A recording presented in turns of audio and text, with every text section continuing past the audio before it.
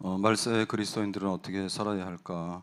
우리는 다수가 아니라 믿는 자들은 숫자가 적죠. 그래서 이방인들 속에서 살게 되는데 그러다 보니까 세상에 있긴 있지만 세상에 속하지 않는 그런 삶을 살아야 되겠습니다. 구별되게 거룩하게 빛과 소금으로 살도록 해라. 그래서 우리는 오히려 세상 사람들하고 좀 다르게 특별하게 사는 방식이 있는데 9절에 보니까 악을 악으로 욕을 욕으로 갚지 말고 도리어 복을 빌라 그랬죠.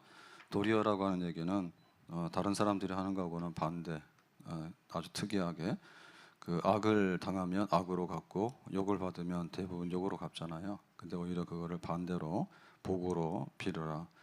이를 위하여 너희가 부르심을 받았으니 이는 복을 이어받게 하려 하십니다. 이렇게 함으로 인해서 오히려 세상 사람들이 누리지 못하는 복을 얻게 된다 그랬습니다.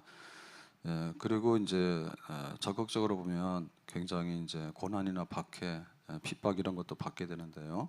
14절에 그러나 의를 위해서 고난을 받으면 고난이 있다는 얘기죠. 고난을 당하게 되면 복이 있는 자니 그랬습니다.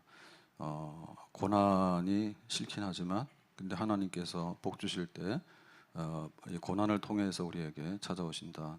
그래서 믿는 그리스도인에게는 세상 사람들하고 틈바구니에 끼어서 갈등 내지는 좀 다르다 이런 것도 있어야 되지만 때로는 적극적으로 해를 받고 손해를 입는 이런 생활도 있지만 그런 고난이 복이니까 고난을 견디도록 해라 그랬습니다.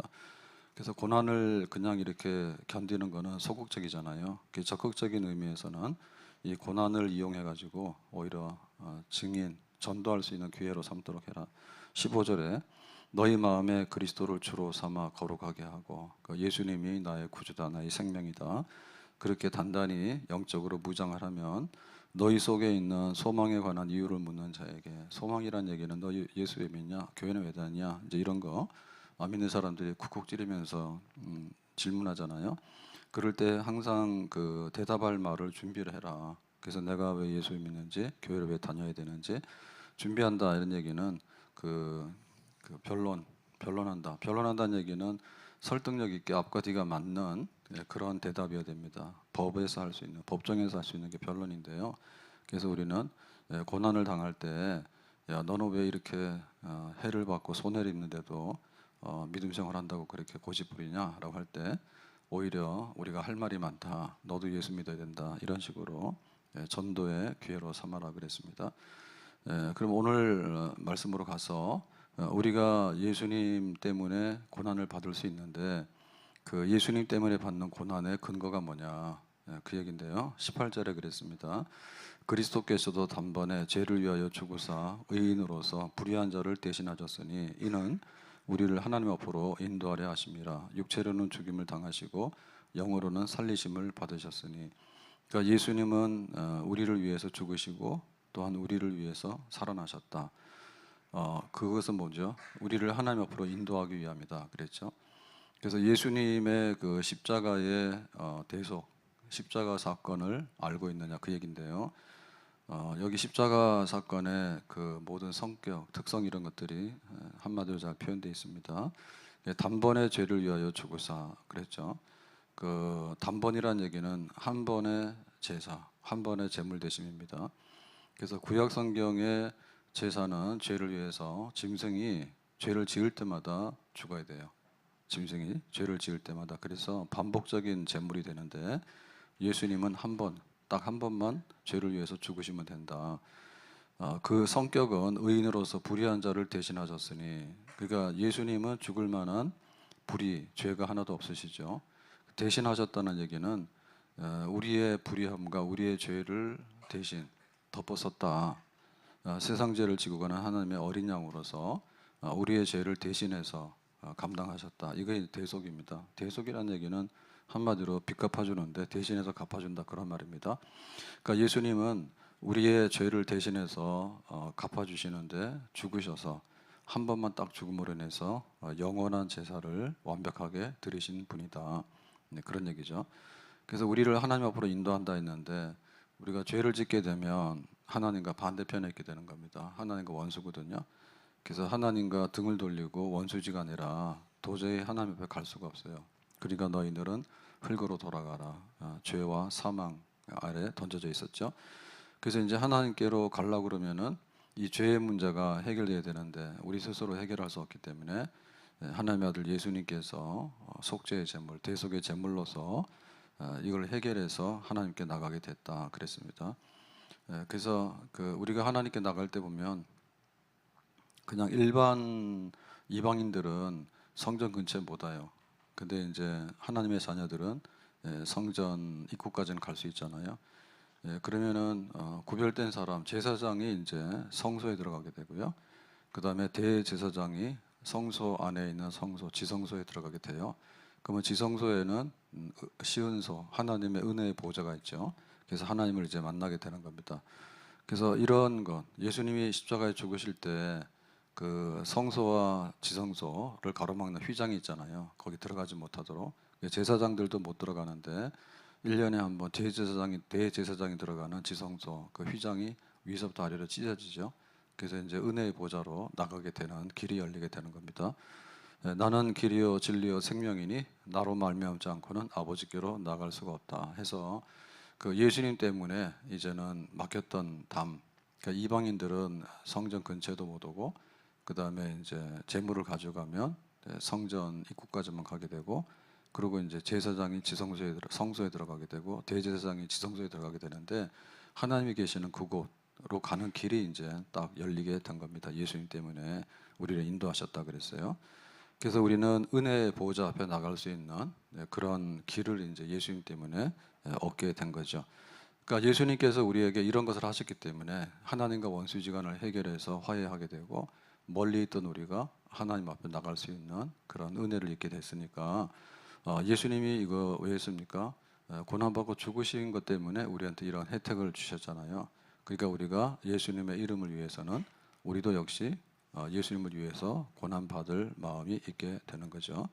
자, 은혜의 보호자 앞으로 나가면 어떤 일이 있게 되느냐? 히브리서 4장 15절에 우리에게 있는 대제사장은 우리의 연약함을 동정하지 못하실 리가 아니요 모든 일에 우리와 똑같은 시험을 받으시니로되 죄는 없으시니라 해서 우리를 동정한다. 그 다음에 우리가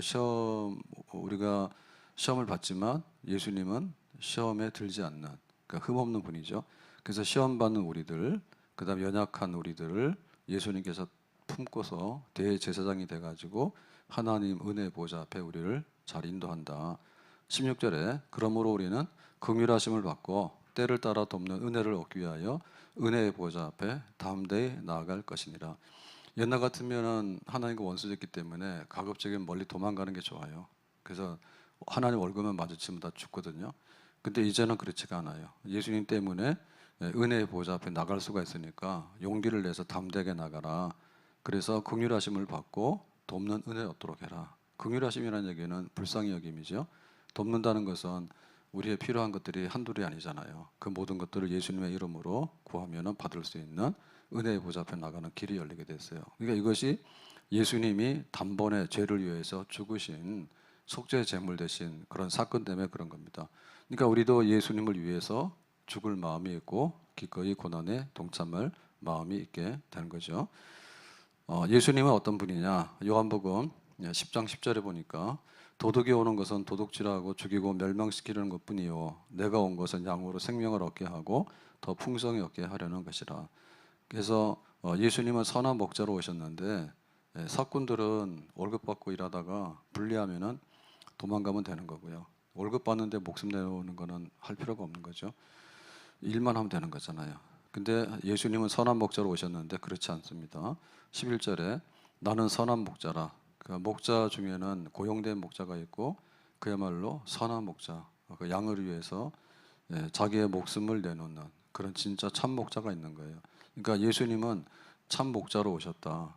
그러니까 우리에게 십자가 사건을 통해서 생명을 얻게 하고 더 풍성하게 얻게 하는 이런 혜택을 주신 거죠.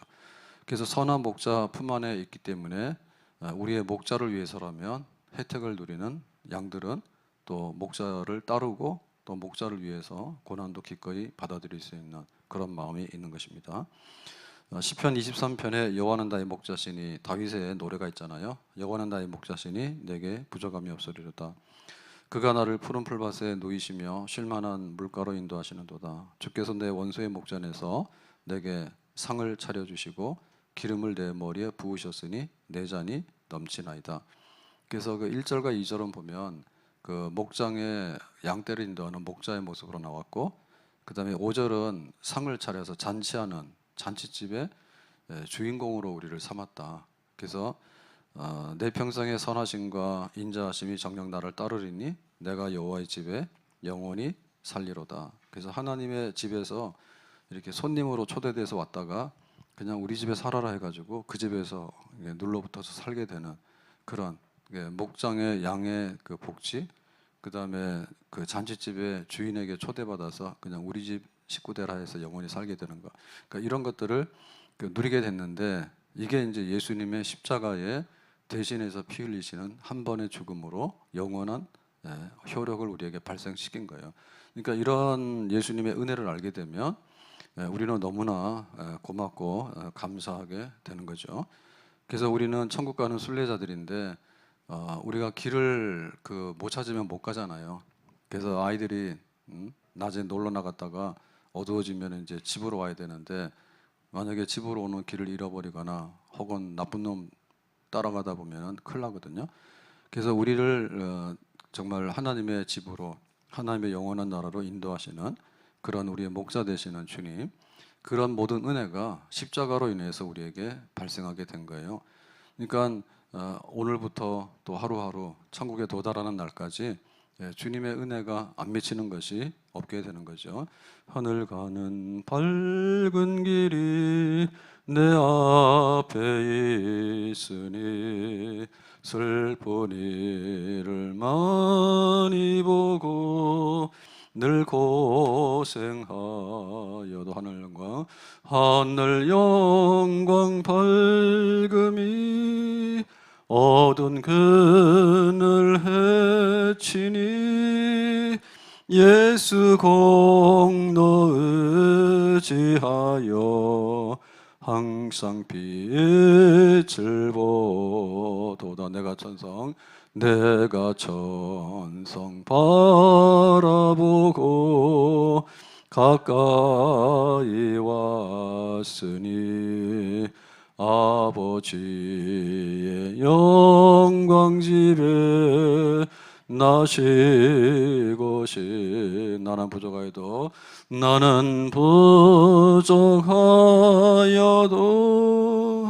영접하실 터이니 영광 나라 계신 임금 우리 구주의. 나는 부족하여도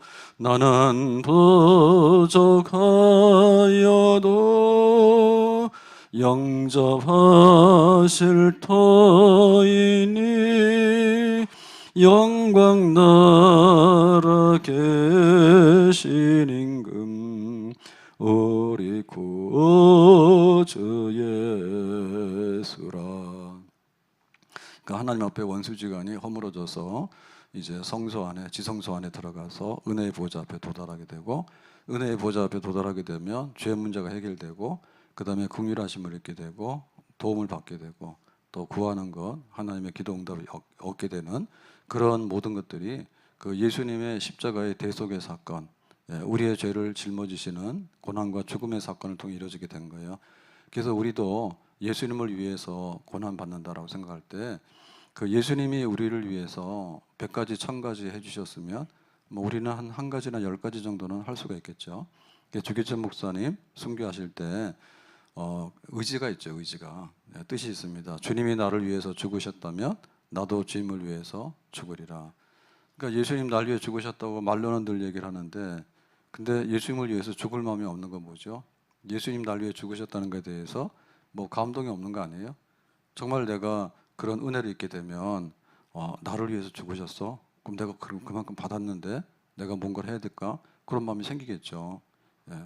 그래서 교회 올 때, 교회 오면은 뭐 복권이나 되나, 아니면 교회 와가지고 내가 뭐 좀 하나 이루나라고 하는데, 목숨을 대신해서 예수님께서 죽으셨다는 정도, 그거를 우리가 얻지 못하면 세례를 받아도 별 의미가 없습니다.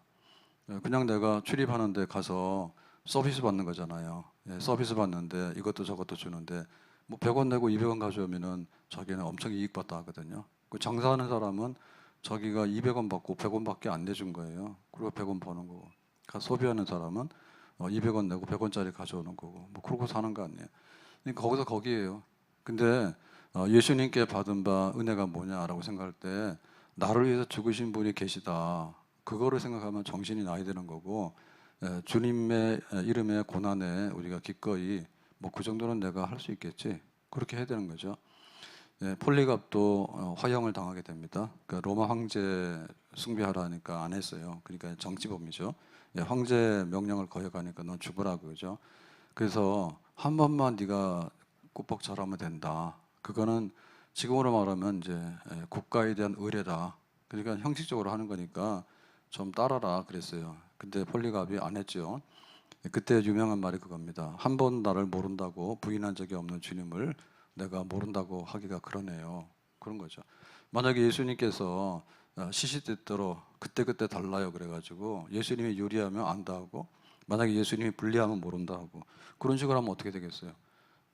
그러면은 우리가 요긴할 때 그 부정당하는 거잖아요. 근데 제일 문제는 뭐냐면 한 번이라도 우리가 이제 천국에 들어간다라고 할 때 야, 너 우리 공항에 들어오게 되면 전부 다 그 이게 뭐죠? 여권이 있어요. 여권이 대한민국 시민은 일로 쓰세요. 내국은 일로 쓰시고 외국은 일로 쓰세요. 해가지고 여권 심사를 하잖아요.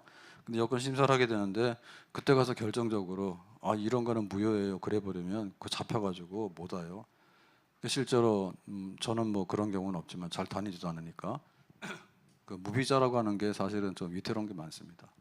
무비자를 입고 간다는 게. 그래서 태국에서 그랬다며요. 태국에서 우리나라 와가지고 자꾸 불법 체류하니까 그래서 막 추방도 하고 그랬잖아요. 그랬더니 태국 사람들이 지들끼리 그런 거야. 한국 가지 말라고.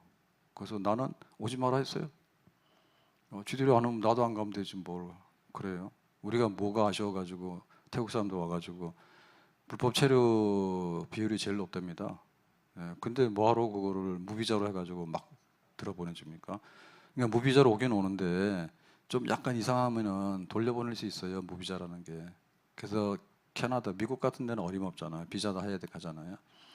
근데 지금 모르겠는데 얼마 전까지만 해도 캐나다에 무비자예요. 그래서 만만해가지고 그냥 가거든요. 밴쿠버 가가지고 뭐 열에 하나 백에 하나 잡혀가지고 그 자리에서 그냥 한국으로 인천으로 다시 비행기 타는 경우 있어요. 목적이 애국 갔다고야. 그래서 뭐 방문하고 어학연수 한다는데 그게 아니라 미국에 못 들어가니까 사실은 돌아가지고 그 미국으로 불법으로 가려고 하는 사람들 그런 사람도 아닌 게 아니라 있는 거예요. 그리고 억울한 경우도 있죠. 뭐 그거는 그 심사하는 사람 마음이에요. 네가 의심스러운데 그러면 가라고 가는 거야. 말 못하고 거기서. 그래서 이게 한 번이라도 결정적일 때 이 부정을 당하게 되면 이게 망하는 거예요. 그래서 내가 지금 여기서 그냥 너 죽을 수도 있어. 황제의 명을 거역하면. 그랬더니 나는 그렇게 못하겠다고.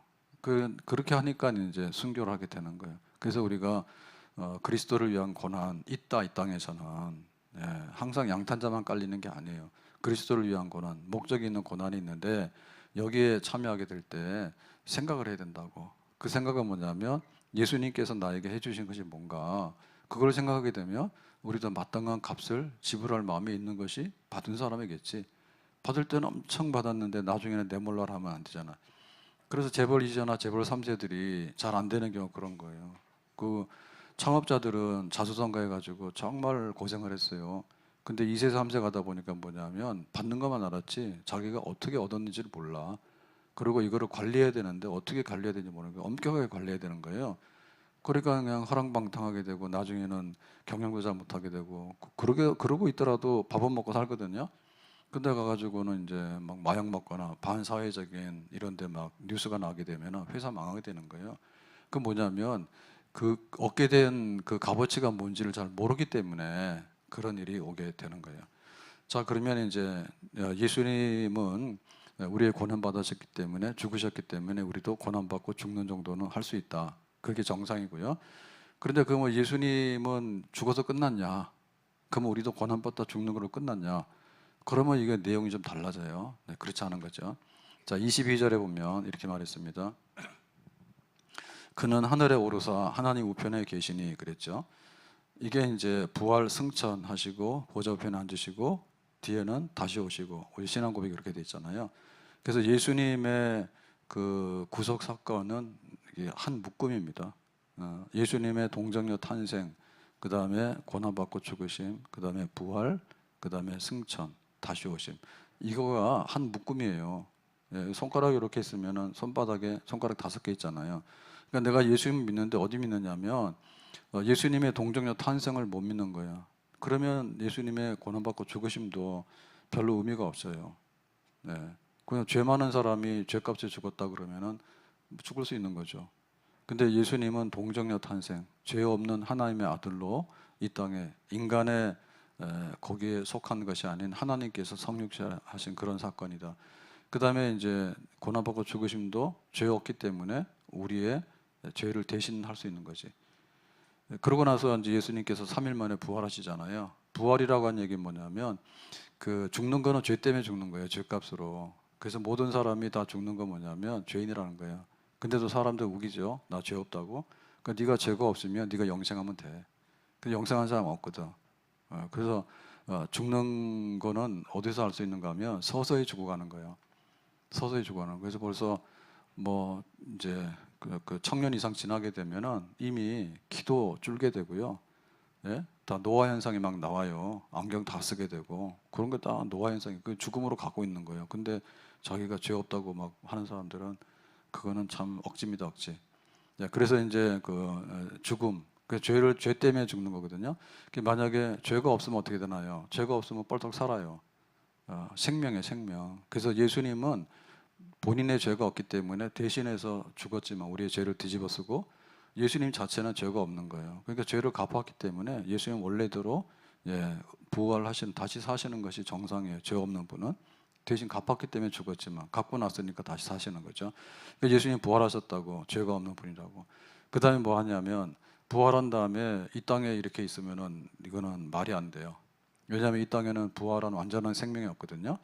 그러니까는 하나님의 아들은 목적을 위해서 이 땅에 오셨다가 자기 사명을 완수하게 되면 가야 되는 거예요. 그래서 승천이라는 얘기는 그냥 뭐 이렇게 하늘로 올라가는 신기한 현상이 아니라 하나님께서 예수님께서 사명을 이루셨기 때문에 원래의 자리로 가는 거. 그게 바로 이제 승천이 되겠습니다.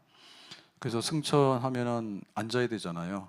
앉았다는 얘기는 직무를 보는 거거든요. 보좌 우편이라는 얘기는 하나님 성부, 성자, 성령 삼위 하나님께서 성부는 성부고 성자는 성령인데 성자 하나님의 아들의 자리에 앉으셔가지고 하나님 아버지의 그 모든 그 심판권과 통치권을 위임을 받은 거예요.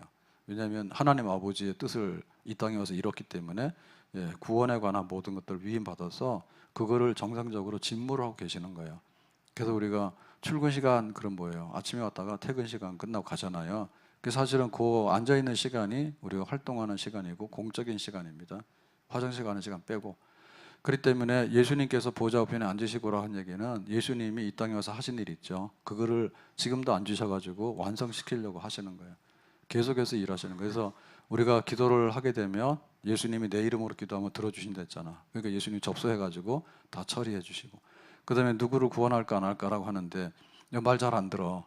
그러니까는 믿도록 해야 되겠거든요. 그래서 이렇게 해서 찔러. 그래서 교회 와라 그래서 찔러서 곱게 따라오면 좋고 말 안 들을 때는 패는 거지 뭐. 그러니까 옆구리 쿡 찌르면 병원 가가지고 옆구리 뚫어가지고 수술도 하게 되고 뭐 그럴 수 있는 거예요. 왜냐하면 그 집에 데리고 와야 되니까 안 오겠다는 놈 길거리 뻗치고 있으면 업고라도 와야 되잖아요. 그래가지고는 이제 그 직무를 감당하시는 거예요. 보좌 우편에 계시면서 누구 구원하는데 얘가 너무 늦었어. 빨리 데리고 와. 그래 데리고 오기도 하고 그 기도도 들어서 그거 하시다가 그 다음에 이제 일이 공적으로 다 끝나게 되면 이제 이 세상을 완전히 새롭게 갈아엎어야 되겠다. 갈아엎어야 되겠다 하면 새 하늘과 새 땅을 이 땅에다가 이제 그 이루시려고 하는 거예요. 그러니까 이거는 그 정권 교체라고 하는 것은 한 1% 정도도 잘 안 되는 거예요. 근데 교체 잘못하면 망해요. 근데 교체한다 하더라도 한 1%만 되는 거지 완전한 게 없어요. 그래서 4년마다 5년마다 자꾸 갈아치우는 거예요. 왜냐하면 이게 오래도록 썼거든요 또.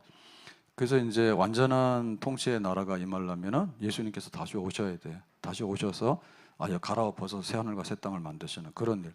그게 한 세트예요. 그래서 요게 예수님의 동정녀 탄생부터 시작해서 승천하시고 보좌 앞에 앉으시고 다시 오시는 여기까지가 그 예수님께서 하고 있는 일이에요.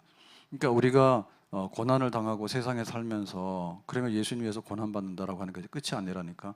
그러면 고생만 하다가 죽으면은 무슨 의의가 있습니까? 의의가 없다 별로. 그래서 예수님도 고난 받고 죽으셨지만 다시 사시고 하늘에 오르시고 보좌 우편에 계시고 다시 오셔서 하나님의 완전한 나라를 그때 이루실 거다. 그렇게 돼 있잖아요. 그러니까는 크게 보면 낮아지심과 존귀하심이야. 그러니까 예수님은 이 땅에 낮아지시는 것은 인간으로 오는 것 자체가 낮아짐의 극치예요. 예? 인간으로 오는 것 자체가 낮아짐의 극치고 그 중에서도 뭐예요? 마국간에서 이렇게 나사렛 동네 목수의 아들로 태어나시는 게 낮아짐의 극치인데 이 낮아짐의 극치는 뭐냐면 죄를 뒤집어 쓰고 죽으시고 3일 동안에 무덤에 들어가서 썩는 거야. 그게 바로 예수님의 낮아지심의 극치예요. 썩는 것까지가. 그러면 예수님의 높아지심 뭐냐면 다시 사시고 그 다음에 하늘에 오르시고 보좌 우편에 앉으시고 그게 이제 예수님 높아지신 그 존귀한 승기 높아지시는 영광의 승리의 모습이에요. 그래서 우리가 두 가지를 봐야 돼요. 두 가지를 봐야 돼요. 그러니까 교회를 상징하는 게 십자가인데 십자가를 보면은 저거는 굉장히 끔찍한 겁니다. 로마 시대 때 역사상 가장 잔인했던 사형 틀이에요. 능지처참보다 더한 게 십자가형이야. 그러니까 저 십자가를 보면서 야 무섭다. 하나님의 진노가 무섭다. 사실이 무섭죠. 예, 더워서 죽겠더니 오늘은 또 태풍 때문에 비가 쏟아지잖아요. 그러면 또 비가 많이 올까봐 겁나 죽어. 그래가지고 더운 게 무서워요? 비 오는 게 무서워요? 둘 다 무섭지 뭐. 많이 더우면은 그 지금 그 뭐야 그 일사병으로 죽고 열사병으로 죽고 그다음에 비 많이 오면은 뭐 사고 나서 떠내려가 죽잖아요. 그러니까 이러나 저러나 세상은 참 위태로운데요. 네. 그래서 그 십자가 보면은 하나님의 진노가 생각이 나야 됩니다. 그거를 요 액세서리로 하고 다니는 사람은 철없는 사람이야. 그거 여기 사형틀인데 그거를 목에다가 걸고 다닌다는 얘기는 나도 십자가로 죽고 싶다 이런 뜻인가? 하나는 두려움이고요. 그 다음에 또 저 십자가는 뭐냐면 십자가로 인해서 뭐냐면 사망을 이긴 거예요. 이게 지금 승리의 상징인 거예요. 십자가는 승리의 상징. 그러니까 우리가 이기려고 그러면 죽어서 살아나야지 이기는 것이지 죽지 않고는 이기는 방법이 없어. 죽어서 죽음을 정복하고 살아나야 되는 거거든. 그러니까 저 십자가는 승리의 상징이야. 교회 다니는 사람의 얼굴은 뭐냐면 하나는 고난받는 얼굴이고 하나는 승리한 얼굴이야. 그러니까 표정 관리 잘하세요. 그러니까 주일날은 어떻게 하고 와야 되겠어? 죽을 상으로 하고 와야 되겠어? 아니면 다 이겨서 승리하고 기뻐하는 상으로 와야 되겠어요? 아이, 딱 하면 알잖아요. 주일날은 잔치날이에요. 주일은 뭐냐면 이 안식교가 토요일 날 안식 예배를 드리잖아요. 예배를. 그래서 우리는 주일 예배를 드리는데 주일은 부활한 첫날이에요. 부활한 첫날이에요. 그래서 그 작은 부활절입니다. 작은 부활절이에요. 그래서 교회 모여서 예배 드리는 날은 예수님이 부활한 날을 기념해서 드리는 거예요. 그래서 우리가 토요일 안식일 안 지키는 거예요. 주일날 지키는 거예요. 금, 토, 일, 3일째 부활하셨다. 부활한 새벽, 부활한 아침. 그게 바로 주일이야. 그래서 주일날은 표정 관리를 이렇게 승리한 것처럼 하고 와야 돼. 그래서 원래대로 하면 교회 입장할 때 인성을 보고 입장시켜야 되거든요. 옛날에 삼성에서 그 이병철 회장이 있을 땐가 뭐 그런 얘기 있더라고. 삼성 뽑을 때 어떻게 뽑냐 할 때 뒤에서 관상본사 앉혀놓고 이 사람 합격, 불합격 이런 거 했대잖아. 예. 그래서 인상이 안 좋거나 이런 사람들 와가지고 회사에서 사고 치거든요. 그래서 달랐대. 예. 그래서 그 우리 주일날 교회 올 때는 승리한 그런 얼굴 가지고 오는 사람은 합격이야. 그래서 교회 예배 드리는데 입장이고 아주 그냥 이렇게 인상이 험악해가지고 그러고 오는 사람들은 퇴장이에요. 거절이에요, 거절. 그래서 우리에게 고난 당하는 게 있는데 네, 고난당하는 것은 뭐냐면 승리가 약속되어 있기 때문에 고난당하는 겁니다. 고난을 위한 고난은 별로 의미가 없어요. 승리가 약속되어 있기 때문에 이 고난 후에 승리, 영광이 있다. 그래서 예수님은 승리하신 분이다. 고난 후에 승리하신 분이에요. 죽었었는데 소식이 없으면은 우리도 다 무덤 속에 들어가야 돼요. 그렇죠? 예수님께서 살아나셨기 때문에 우리는 예수님을 믿게 되는 거예요. 근데 살아나셔서 이 땅에 막 다니시면 곤란해요. 그래서 하나님 보좌 우편에 앉으셔가지고 온 세상에 예수님이 하고자 하는 일을 지금도 하는 거죠. 성령을 보내서 하는 거예요. 그 다음에 다 끝나게 되면 다시 오시는 거예요. 영광의 승리의 날이 재림의 날이에요. 그래서 교회는 항상 마지막에는 예수님 부활했다. 그리고 예수님께서 다시 오신다. 그래서 어느 교회의 마당에 우리 개신교는 상징물 같은 걸 안 써요. 성당에서는 주로 마리아를 쓰잖아요. 마리아 보셨죠? 마리아. 근데 마리아 별로 재미없습니다. 근데 그래서 우리가 상징물 안 쓰는 거예요. 마리아가 뭐 예수님으로 하나님의 아들이면 끝난 거지. 하나님의 아들을 그 출생시켰던 그 하나의 도구인데 마리아가 그 뭐에 마당에 있는지 모르겠어요. 그래서 우린 그런 거 잘 안 쓰는데요. 근데 만약에 저 십자가까지도 사실은 상징물이라고 해서 약간 우상숭배할 것 같으면 십자가도 떼야 되거든요. 근데 이제 우리가 그렇게는 하지 않기 때문에 교회 상징은 십자가까지 씁니다. 그래서 어느 교회에서 그걸 썼다니까 마라나타, 아멘 주 예수여 어서 오시옵소서. 그래서 그 마당에 만약에 상징물을 하나 한다면 그거는 예수님의 재림을 기다린다거나 주님의 재림. 우리가 사도신경 고백할 때 저리로서 산 자와 죽은 자를 심판으로 오신다 하잖아요. 그 오시는 주님에 대한 신앙 고백이 표현되어지는 게 있어야 되겠지. 근데 이제 조형물이다 해가지고 우리가 안 하는 거예요. 그거 사실은 잊어버리면 안 되거든요. 그래서 우리가 참 그 믿는 사람들이 참 멍청하죠. 멍청한 게 뭐냐면 오늘밖에 모르기 때문에 그래서 몸이 다시 살고 영원히 삽니다 라고 하는 그 표현을 잘 못하게 되는 거고요. 사실은 주일날은 부활절이기 때문에 우리가 와가지고 한나라에는 떡을 그렇게 돌리시더라고. 떡이 그렇게 좋아요. 매주 보면은 떡이요 떡이 오는데 떡을 먹고 싶어도 떡이 당이 많아요. 그게 아주 폭탄 덩어리예요, 당이. 그런데 떡 좋아하시는데 잔치인가 봐. 한나 어르신들은 잔치인가 봐. 그래도 괜찮은 거예요. 근데 교회는 그 부활한 거를 즐거워하기 때문에 교회에 모이는 거거든요. 근데 부활보다 더 즐거운 거 기다리는 건 뭐냐면 다시 오실 예수님인 거야. 그래서 주일 예배 한번 드리게 되면 예수님의 재림, 다시 오시는 예수님이 일주일 동안 더 가까워진 거죠. 아멘. 싫은 거야. 예수님 오면 안 돼. 내가 지금 즐기기 때문에 예수님 오시면 안 돼. 그러시면 안 돼. 이 땅에는 뜻이 하늘에서 이루어진 것처럼 땅에서 이루어진다 해서 하나님 나라가 도래하기를 원하는 거고요. 1차 예수님의 초림이에요. 초림. 우리가 성탄절 굉장히 좋아하는데 그거는 예수님께서 1차 방문한 겁니다. 근데 2차 방문할 때는 완전히 다 죄를 소멸해가지고 새 하늘과 새 땅을 완전히 이루실 거고요. 처음에 여기 성탄한 거는 그거를 하기 위한 기초, 태어나셔서 고난받고 죽으시고 기초를 다지기 위해서 성탄절 오신 거예요. 그래서 다시 오실 예수님이 잊어버려서는 안 돼요. 그건 승리의 주님이에요. 승리하신 주님인 거예요. 아셨어요? 그래서 내가 그리스도를 위해서 고난받는다라고 한 얘기는 그리스도는 승리자다. 그러니까 우리도 또한 승리하게 될 것이다 라고 하는 미래의 소망과 약속이 있기 때문에 그 일에 우리가 참여하게 되는 것이죠. 그래서 예수님의 두 얼굴을 봐라. 하나는 고난받는 예수님, 하나는 승리하신 예수님. 고난 후의 승리. 아멘. 그러니까 현재의 고난은 장차 나타날 영광과 좋게 비교할 수 없다. 아멘. 자, 그래서 그 승리했을 때 모습이 어떠냐 보면 22절에 보면 그렇습니다. 그는 하늘에 오르사 하나님 우편에 계시니 이제 사망의 그 무덤에서 3일 만에 부활하셔가지고 하나님 보좌 우편에 앉으셨으니까 사망과 이 세상에 있는 모든 것들을 확 다 뭐예요? 다 제압을 한 거죠. 승리하셨죠. 그래서 이 승리를 완전하게 이루실 날을 기다리시는 거예요. 왜냐하면 아직도 할 일이 좀 남았거든 예수님께서. 왜냐하면 이 세상 끝장내버리게 되면 구원받아야 될 사람 중에 구원 못 받는 사람이 있어요. 왜냐하면 우리 후에 100년 후에도 태어날 사람이 있어요. 그런 사람도 하나님께서 다 구원의 계획이 있으면 하나님의 구원 계획이 장부가 오늘 일일 장부로 끝나는 건 아니에요. 오늘 하루의 계획도 있는 거고 하나님은 10년에 100년의 계획도 있는 거야. 그 중에서 제일 큰 계획이 뭐냐면 하나님의 구원받은 백성이 누굴까 그거를 기록해 놓는 거야. 생명책에다가.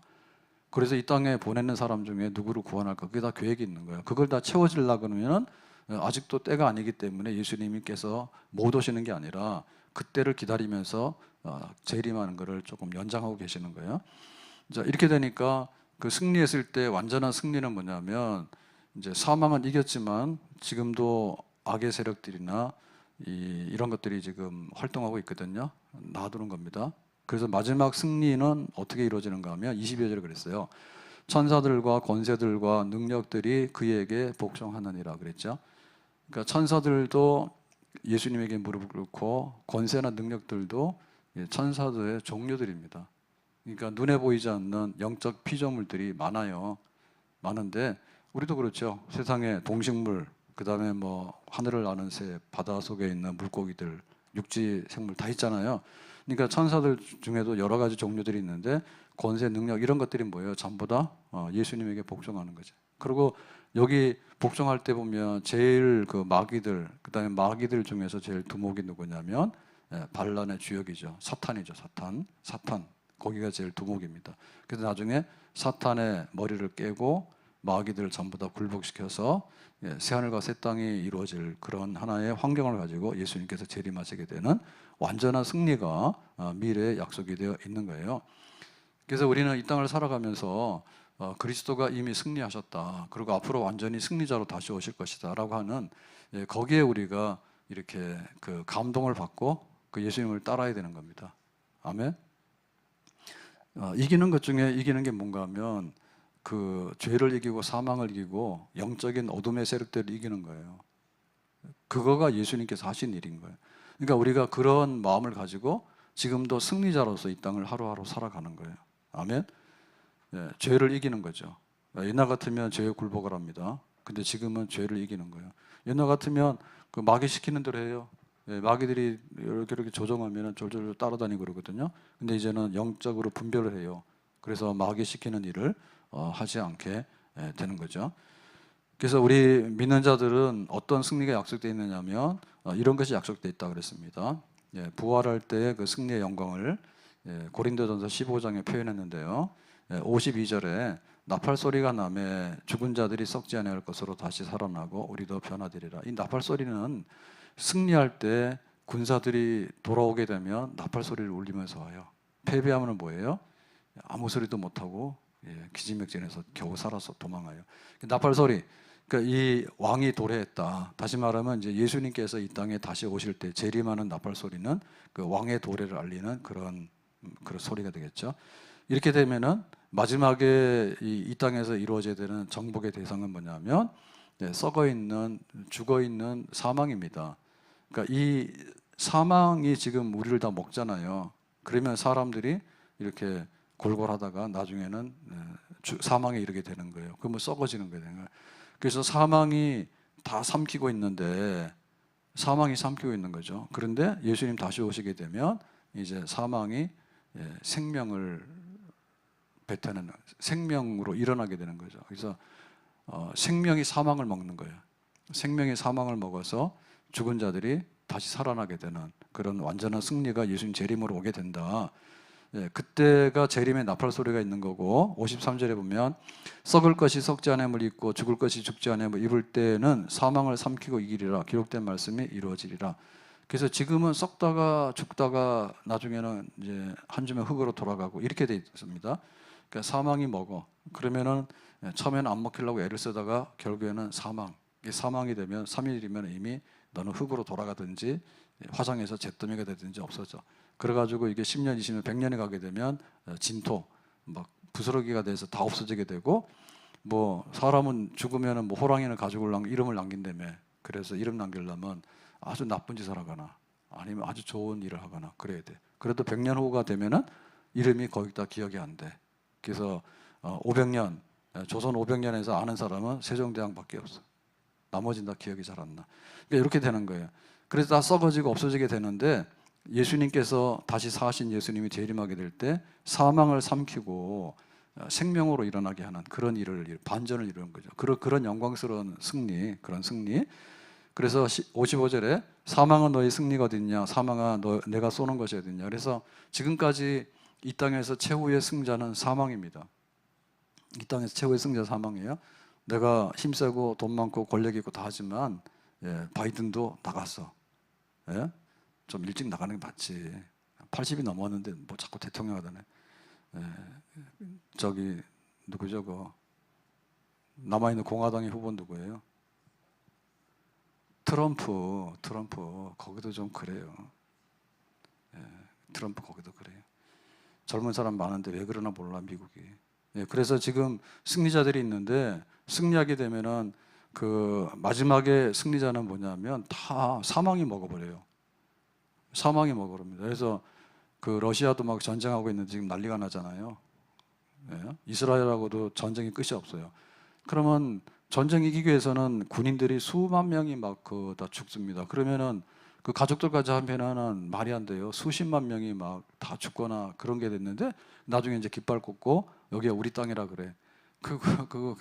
그런 승리가 무슨 영광스러운 승리인지 모르겠는데 그런 짓을 해요. 인간들은. 깃발을 꽂고 그래요. 그런데 마지막에 와서는 뭐냐면 사망이 먹어버리는 거야. 이 사망이 먹어버리니까는 다 패배자예요. 마지막에 다 패배자예요. 그런데 예수님이 오셔서 이 사망을 먹어서 생명으로 일으키는 그런 일을 하게 되는 거죠. 그러니까 우리에게 그런 최후의 승리가 우리에게 약속되어 있는 거예요. 예수님께서는 이미 그 승리를 경험하셨고 그 최후의 승리를 이루실 때 다시 오실 거예요. 그러니까 우리들도 여기에 격려를 받아야 돼.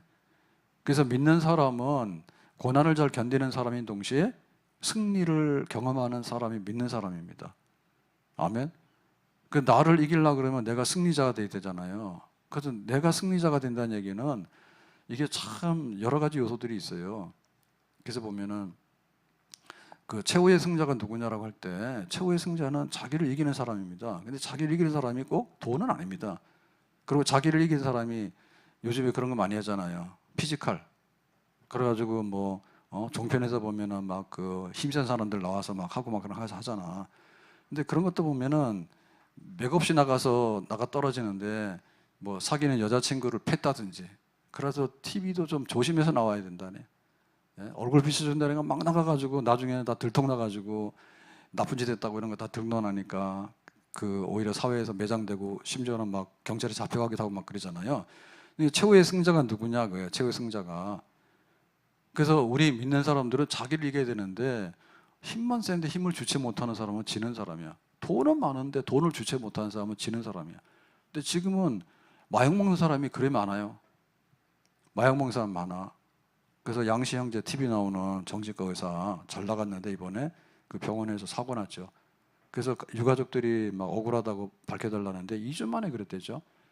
다이어트 한다 해가지고 약을 먹었는데 그게 아마 좀 안 좋은 종류인가 봐요. 마약류도 있고 몸에 안 좋은 건가 봐요. 중독이 돼가지고. 그래서 거기 그건 입원하는 정신과입니다. 입원하는 정신과 갔는데 보름 만에 막 묶어놔가지고 무슨 폐색이 와가지고 죽었대잖아. 그래서 병원에서는 정상 관리를 했다는데 그건 좀 말이 안 맞죠, 그죠? 아무리 그래도 어떻게 정상 관리하는데 멀쩡한 사람이 그 치료받으러 갔다가 죽어 나옵니까? 그래서 좀 밝혀달라고. 그러다 보니까는 뭐 대학 나와가지고 뭐 명문 대학원에 재학 중이라나? 그러고 또 회사도 다니고 막 그랬는가 봐. 근데 이제 그런 다이어트 때문에 이제 이게 중독이 된 거지, 약물에. 그러니까 결국엔 나 자신을 못 이기는 거예요, 사람들이. 그래서 연예인들도 그러고 권력 많은 사람들도 그러고 마지막에 가서는요 약간의 차이인데 패배자 갑니다. 선거할 때는 이겼거든요. 근데 그 선거법 위반이야. 그러면 뒤집어져 가지고 다 무효돼 버리고 그 사람 망신나게 또 퇴출되는 거예요. 그러니까 나를 이기는 게 그렇게 어려워요. 그래서 예수님 믿는 사람들은 고난만 당하는 게 아니라 나를 이기는 사람인 거예요. 그리고 상대방 이기는 것도 그래요. 상대방 욕한다 해서 욕으로 싸우게 되면요 결국에는요 피장파장이에요. 개싸움인데요, 개싸움. 그러니까는 네가 욕하냐? 그럼 내가 너를 축복할게. 그런 식으로 이기는 거 있죠. 상대방 이기는 거. 그리고는 이 영적인 전쟁이 있는데 이 영적인 거는 참 무섭습니다. 근데 대놓고 하거든요, 지금. 지금 문신하는 사람들, 그 다음에 그 점쟁이들, 그 다음에 TV 나와서 뭐 할 수 없어가지고 뭐 이렇게 몸이 아파가지고 신내림을 받았다는데 병이지 뭐예요, 그게. 그게 정당성이 됩니까, 그게? 우리도 신 받죠. 우리도 신 받은 사람들이야. 근데 뭐 받았어? 성령을 받았지. 아멘. 예, 그 성령 안 받으면 악령을 받아가지고 신내림해가지고 구신하고 돌아다닐 테니까 그런 거 하지 말아요. 그러니까 그 영적인 세력이 분명히 있다니까요. 근데 그 영적인 세력이 점잖하게 역사하게 되면 점잖한 것 같은데 천사를 오르는 악마가 되는 거고, 이게 악한 영이 들어가서 아주 나쁜 짓으로 역사를 하게 되면 그야말로 이게 아주 난동하거나 혹은 사람을 다 혼란에 몰고 가는 그런 사람 되는 거예요. 그런 게 되는 거예요. 아무튼 간에 우리는 이기는 사람이야. 그래서 주일날 예배 드릴 때도 이기는 사람이고, 또 세상에서 어떤 일이 있더라도 나를 이기고 세상을 이기고 정말 믿음으로서 승리해 나가는 사람. 그래서 마지막에 승리는 뭐냐면 우리가 선한 일을 하고 하나님의 영광을 위해서 하는 일에 승리자가 돼야지 진짜 최후의 승리자입니다. 나를 사랑하고 이웃을 사랑하고 그다음 국가를 사랑하고, 그거 진짜 승리자죠. 그래서 예수님이 죽었다가 다시 살아났다라고 하는 승리, 그런 승리감에 도취했을 때 우리가 의를 위해서 싸우고 진리를 위해서 싸우고 내 양심을 지켜나가고, 그런 선한 싸움에 우리가 최후의 승자, 최후의 승리자가 되는 줄로 믿습니다. 오늘 우리에게는 두 가지 모델이 있습니다. 하나는 예수님이 고난받았으니까 나도 마땅히 예수님 위해서는 고난받을 각오가 있어야 되고, 그런데 예수님께서는 최후에 승리하셔서 보좌 우편에 앉아 계시면서 지금도 승승장구하고 예수님의 나라와 그 뜻을 이루고 있고, 마지막에는 이 땅에 다시 오셔서 완전히 새하늘과 새하늘 땅으로 갈아엎을 거예요. 그런 승리가 우리에게 약속되어 있어. 그래서 하루하루를 교회 섬기고 또 하나님 말씀대로 살고 또 하나님께서 우리에게 부탁한 일들을 감당해 나가고, 그런 선한 싸움을 싸워나가는 승리자. 나 혼자 싸워서 이길 수는 없지만 승리하신 예수님의 이름으로 예수님과 함께 승리의 삶을 살아가는 것이 그리스도인의 모습이다. 고난당한다, 좋다. 그런데 승리자가 되어서 승리함으로 살아가는 그리스도인의 모습, 이 두 가지 얼굴이 우리 교회 얼굴이고 우리 믿는 그리스도인의 얼굴이 되는 줄로 믿습니다. 디모데후서 4장 8절에 이제후로는 나를 위하여 의의 면류관이 예비되었으므로 곧 의로우신 재판장이 그날에 내게 주실 것이며 내게만 아니라 죄의 나타나심을 사모하는 모든 자에게 되느니라. 그래서 그날이라고 하면 더데이입니다. 더데이. 마지막에 그 의의 재판장이 예수님께서 우리에게 주시는 상이 있다. 그래서 바울도 보면은 고난을 무척 많이 받죠. 바울도 고난을 많이 받아요. 그래서 못 먹고 때로는 병도 나고 때로는 감옥에도 가고 살해 위협도 당하게 되고, 그렇지만은 복음 전도자로서 그리고 하나님의 구원 진리를 전파하는 사도 중에 사도로서 그 선한 싸움을 싸워나갑니다. 고난을 많이 받지만 바울은 이기는 사람이야. 그리고 마지막에 이겨서 상 주는 자리에까지 내가 서게 된다라고 하는 승리의식이 투철했고, 승리의 삶을 하루하루를 경험한 것이 바로 바울의 삶이 되는 줄로 믿습니다. 우리도 승리한다. 아멘. 그리고 그날의 승리를 위해서 우리가 선한 싸움을 싸운다. 아멘. 그리고 정말 승리하는 교회가 된다. 우리가 기도하고 믿음으로 선한 싸움을 싸워나갈 때 교회는 죄를 이기고 세상의 풍파를 이기면서 이 땅에 하나님 나라를 건설할 수 있는 승리하는 사람들이 모이는 것이 바로 교회입니다. 교회 올 때 얼굴 관리 잘하고 오세요. 내가 비록 힘들지만 나는 이미 승리하고 승리를 위해서 싸우는 그리스도의 군사로서 내가 온다는 이런 삶이 있을 때 이 땅은 하나님 나라가 되고 또 하나님 앞에 영광을 돌리는 그런 새로운 세상이 우리에게 도래하게 될 줄로 믿습니다. 기도합니다. 오늘 주신 말씀과 같이 그리스도의 십자가의 고난은 바로 우리가 고난받아야 될 이유가 되겠고, 또 십자가 후에 영광의 승리가 있었는데 우리도 예수님의 이름으로 마지막에 승리하게 될 줄로 믿습니다. 날마다 나를 이기고 죄를 이기고 선한 싸움을 이겨나가고 우리의 달려갈 길을 경주함으로 인해서 이겨나갈 수 있는 승리 가득한 우리의 삶이 되기 원하고, 오직 그 능력이 예수님께로부터 성령으로부터 우리에게 임하기를 원합니다. 교회도 승리가 가득한 그런 단체가 되어져서 승승장구 영적 전쟁의 승리자들이 되는 하나님의 은혜가 교회에 가득하기를 원합니다. 직분 감당하는 데 승리자 되기 원하고, 은사 감당하는 데 승리자 되기 원하고, 우리 가정과 일터를 잘 지켜나가는데 내 힘으로가 아니라 부활하신 주 예수님께서 보좌 우편에서 보내시는 그 힘으로 인해서 우리가 이기고 승리하는 사람들 되기를 원합니다. 주 예수님의 이름으로 기도하옵나이다. 아멘.